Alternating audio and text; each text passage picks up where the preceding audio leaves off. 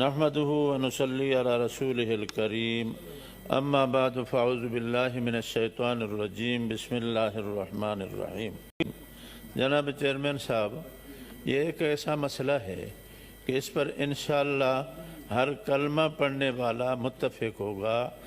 جیسے توہین رسالت کو مسلمان برداشت نہیں کر سکتے اور توہین قرآن کریم کو برداشت نہیں کر سکتے، اسی طرح ہم کہتے ہیں حضور اکرم صلی اللہ علیہ وسلم کے صحابہ اور اہل بیت کے لیے کوئی ان کی توہین کرے سزا ہو، اور یہ سزا پہلے سے آئین کے اندر ہے، قانون کے اندر ہے۔ اب یہ جو بل آیا ہے اس میں اتنا ہے کہ وہ کم ہے، ایک آدمی کی دوسرے کسی کی سزا کے لیے آئین کے اندر اب زیادہ ہے۔ وہ پرانا قانون ہے جس میں صحابہ کے متعلق توہین کرنے والے کی سزا کم ہے، اس کو زیادہ کیا گیا ہے۔ اور صحابہ کرام جن کی وجہ سے ہمیں دین پہنچا ہے، اسلام ہمیں نصیب ہوا ہے، اللہ تعالیٰ ان کو فرماتے ہیں اولئک هم المؤمنون حقا۔ یہ حضور اکرم صلی اللہ علیہ وسلم کے صحابہ پکے مومن ہیں، رضی اللہ عنہم ورضوا عنہ، اللہ پاک بھی ان سے راضی ہیں، یہ بھی اللہ سے راضی ہیں۔ اب وہ کون سا بدبخت ہوگا کہ جن سے اللہ راضی ہے اور ہم کہیں نہیں ان کو برا کہیں؟ یہ دین اسلام کی ایک توہین ہے۔ جتنے بھی بیٹھے ہوئے ہیں حضرات، یقین کریں کہ ہمیں جو دین پہنچا ہے اور حضور اکرم صلی اللہ علیہ وسلم نے کے ساتھ انہوں نے صحابہ نے ہمیں دین پہنچایا ہے، ان کے متعلق کیوں ایسی باتیں ہو، ان کے شان میں میڈیا پہ یا کہیں گستاخی ہو؟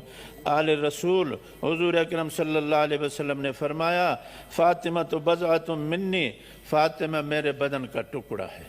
حضور اکرم صلی اللہ علیہ وسلم نے فرمایا الحسن والحسین سیدہ شباب اہل الجنہ، حسن اور حسین جنت کے نوجوانوں کے بڑے ہیں۔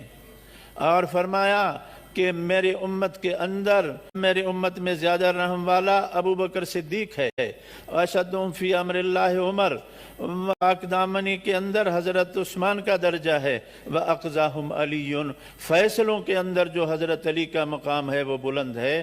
میں اس بل کے اندر انہی کے متعلق ہم کہتے ہیں کہ ابو بکر صدیق کے حقوق محفوظ ہوں، عمر فاروق رضی اللہ عنہ، حضرت عثمان غنی رضی اللہ تعالیٰ عنہ، حضرت علی رضی اللہ عنہ، حسنین جن کو حضور اکرم صلی اللہ علیہ وسلم کندھے پر پھراتے تھے، ہم کہتے ہیں ان کے حقوق محفوظ ہوں۔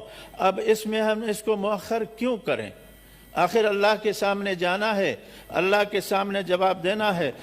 خدا کی میں سب آپ کو بتاتا ہوں، المرء مع من احب، میدان محشر میں آپ کو جس سے محبت ہوگی اللہ اس کے ساتھ اٹھائے گا۔